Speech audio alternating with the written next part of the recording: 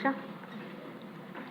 రాష్ట్ర విభజన జరిగిన తర్వాత అధ్యక్ష నవ్యాంధ్రప్రదేశ్కు తొలి ముఖ్యమంత్రిగా ఉన్న గౌరవనీయులు మన ముఖ్యమంత్రి వర్యులు నారా చంద్రబాబు నాయుడు గారు కర్నూలు నగరంలో సిల్వర్ జూబ్లీ గవర్నమెంట్ డిగ్రీ కాలేజ్ని అలాగే KVR government degree college for women తీసుకురావాలన్న తీసుకొని వచ్చి మంచి ఉద్దేశంతో అధ్యక్ష క్లస్టర్ యూనివర్సిటీగా చేయడం జరిగింది అధ్యక్ష.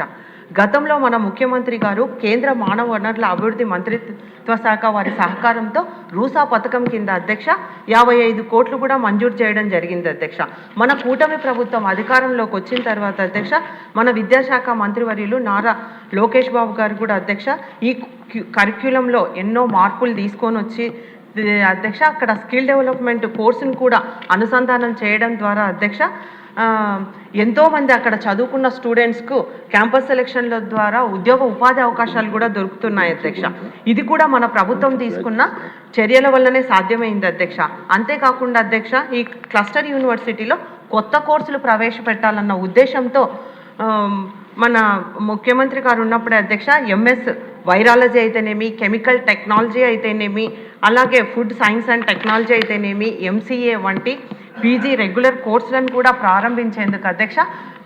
కానీ గత వైసీపీ ప్రభుత్వం ఉద్దేశపూర్వకంగానే అధ్యక్ష ఈ క్లస్టర్ యూనివర్సిటీని నిర్వీర్యం చేస్తున్నారు అధ్యక్ష.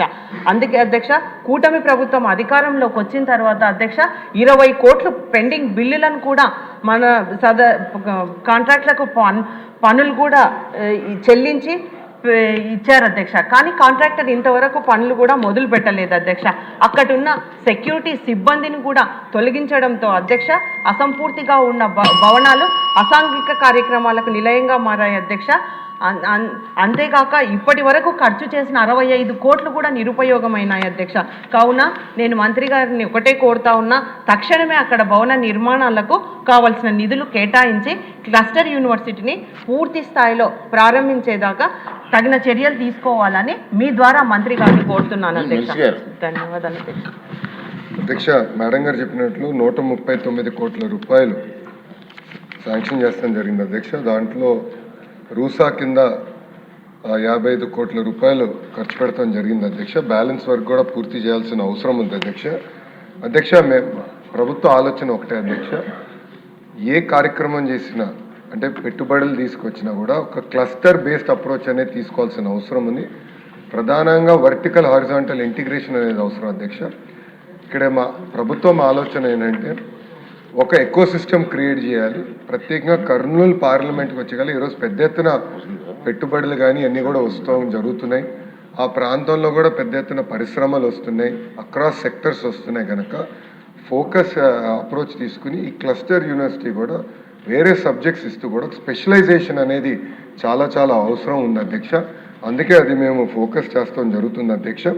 ఇంతేకాకుండా బ్యాలెన్స్ పనులు పూర్తి చేసేదానికి 74.5 కోట్ల రూపాయలు అవసరం ఉంది అధ్యక్ష. అది వచ్చే అకాడమిక్ ఇయర్లో శాంక్షన్ చేసి పనులు కూడా పూర్తి చేస్తానని గౌరవ సభ్యురాలకి తెలియజేస్తాం జరుగుతుంది. సార్ లోకేష్ గారు, లాస్ట్ క్వశ్చన్ మీద ఒకటి ఉంది.